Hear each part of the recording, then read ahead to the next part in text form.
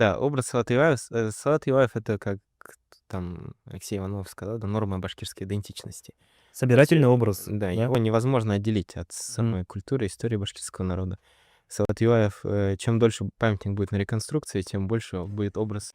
Еще это даже, кстати, ну, на пользу пойдет этому образу, если так мы говорим, чем люди будут видеть его отсутствие, и больше будет, ну, как Потому что называется, фокус внимания будет. да, конечно. То есть Салат Юлаев это был один из многих генералов, как бы сказали, да, то есть крестьянской войны, Мгм. Емельяна Пугачева. То есть этот образ, который пережил самого себя. То есть и в итоге, да, то есть вот Салат Юлаев стал больше, чем просто сама биография.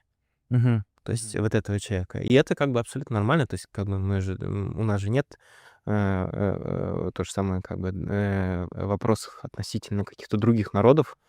То есть получается в этом, что он так конструируется. Он упростился, да, Мгм. он, по сути, как бы, что сейчас Салат Юлаев? Салат Юлаев как раз вот этот памятник.